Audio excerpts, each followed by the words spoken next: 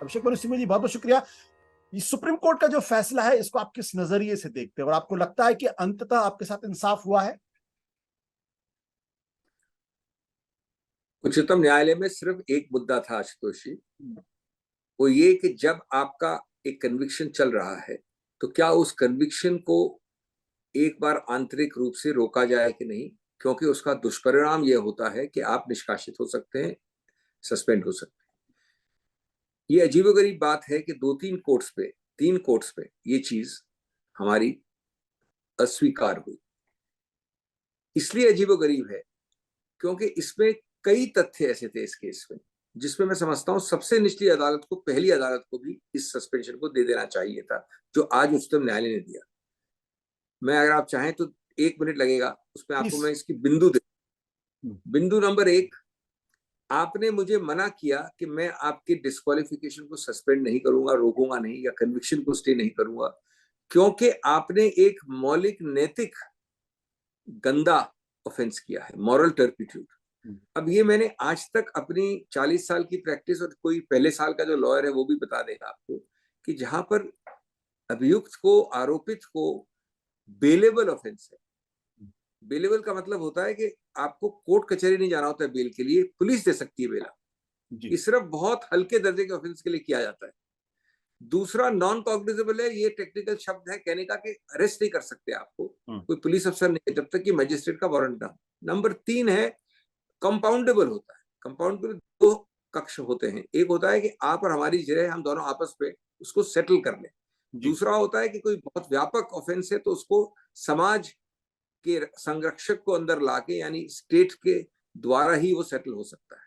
ये पहले वाले में आता है, यानी 2 लोग मिलकर अपनी जो जिरह है उसको सेटल कर सकते हैं। और अंतिम, आपको आश्चर्य होगा ये आपकी व्यूअर्स को जान के कि हजारों सैकड़ों जो ऑफेंसेस हैं आईपीसी में, उसमें 22 ऐसे हैं जिसमें सिंपल इम्प्रिजनमेंट होता है, उनमें से एक ये है। और जैसा 5वां आपने कहा कि कभी आज तक मेरे अनुभव में एकमात्र केस नहीं है जो 2 साल का स्ट्रेट मैक्सिमम किया गया है।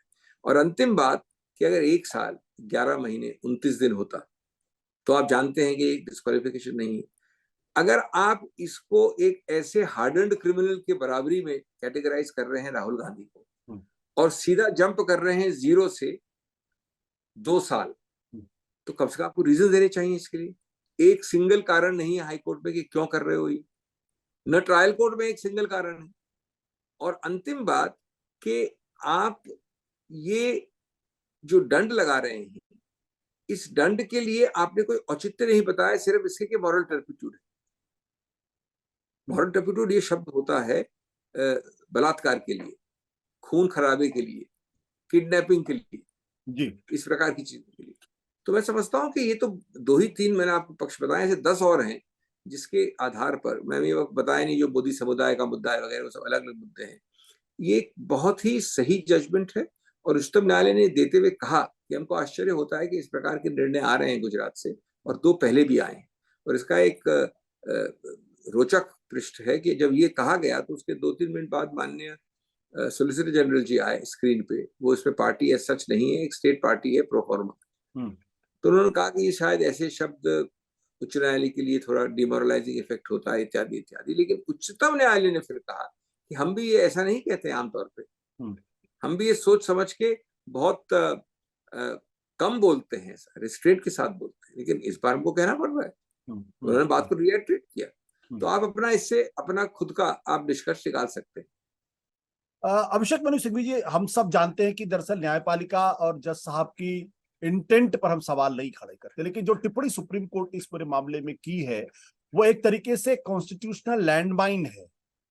और हाईकोर्ट तक जो पैराग्राफ 6 और पैराग्राफ 7 में जो सुप्रीम कोर्ट ने कहा है कि वे हाईकोर्ट से भी कोई कारण नहीं बताएगा कि राहुल गांधी को दरअसल क्यों मैक्सिमम पनिशमेंट दी गई है।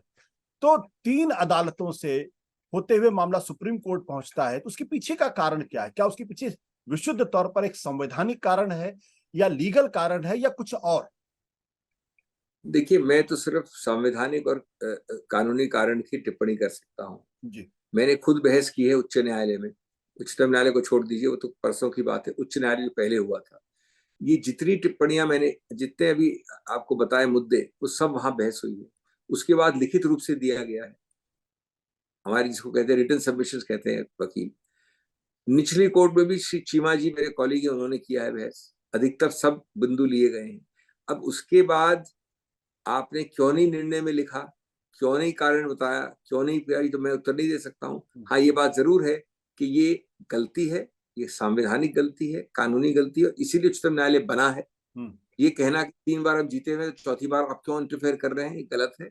इसी कारण से बना है, इसी औचित्य से बना है, और मैं समझता हूँ बिल्कुल सही इसका अधिकार क्षेत्र एक्सरसाइज किया गया है उच्चतम न्यायालय। लेकिन अगर सुप्रीम कोर्ट ये कहता है कि बहुत ही इंटरेस्टिंग जजमेंट्स आ रहे हैं वहां पे, तो इसका क्या मतलब निकाला जाए? मैं समझता हूँ, देखिए, इन मामलों में बातचीत के दौरान हम कई चीजें कह सकते हैं, टेलीविजन चैनल पे कहना उपयुक्त नहीं होगा, क्योंकि मैं हमेशा से थोड़ा इन मामलों में रिस्ट्रेंड रहा हूँ। ये बात जरूर है कि हम सब समझदार लोग हैं, जो अंग्रेजी कहावत है, read on the lines but read between the lines. आप भी पढ़ सकते हैं बिटवीन द लाइन, मैं भी पढ़ सकता हूँ, आपके व्यूअर्स हमसे ज्यादा पढ़ सकते हैं। उसको बड़ा स्पष्ट करने की आवश्यकता नहीं है। ये नाजुक मामले हैं और ये संस्थाएं नाजुक है। मैं एक्चुअली किसी रूप से व्यक्ति विशेष से कोई संबंध नहीं रखता हूं। मैं मानता भी नहीं कि जरूरी होता है कि व्यक्ति विशेष के लिए आप या तो रिस्ट्रेंट दिखाएं या ज्यादा बोलें, लेकिन संस्थाओं के लिए कभी कभी, और ये भी मान लीजिए गलत रूप से रिस्ट्रेंट करना होता है, लेकिन बड़ा स्पष्ट है उनका अभिप्राय। माननीय उच्चतम न्यायालय का अभिप्राय कोई भुला नहीं सकता, छोड़ नहीं सकता। 125 पृष्ठ का निर्णय है। ये 2 बिंदु तो बड़े साफ नजर आ रहे हैं। क्या आपका पूर्व इरादा था कि किसी हालत में मैं आशुतोष को 2 वर्ष ही दूंगा, 1 वर्ष 11 महीने 29 दिन नहीं दूंगा? और कोई मुश्किल नहीं है कारण देना। अगर आपका इतने मजबूत कारण है, इतने सिंपल तथ्य हैं, तो आप दे सकते हैं। मैं आपको एक बड़ी और अच्छी चीज बताऊं, 13 करोड़ का समुदाय वो खुद मानते हैं, खुद उनका वक्तव्य है, खुद यानी कंप्लेनेंट का, लिखित, हमारा नहीं, कंप्लेनेंट का। खुद वो ये मानते हैं कि इस 13 करोड़ समुदाय में मोदी शब्द और सरनेम का कोई वास्ता नहीं। अलग अलग सबसेट्स, अलग अलग सबकास्ट, अलग अलग प्रदेश का, खुद कहते हैं। खुद कहते हैं कि मैं खुद याचक मोदी नहीं हूं, बुटवाला था, बाद में नाम बदला गया। और खुद कहते हैं कि जिन लोगों का नाम राहुल गांधी ने अपने स्पीच में लिया, उनमें से किसी ने याचिका नहीं डाली है। तो मैंने एक प्रश्न पूछा कि जब ये बात है, तो 13 करोड़ में से ये क्यों हो रहा है इस देश में कि सभी जो 12 केस मानहानि के फाइल किए गए हैं, कभी रांची में, कभी केरला में, कभी इधर उधर पटना में, वो सब सिर्फ बीजेपी कार्यकर्ता ही फाइल क्यों करते हैं भैया?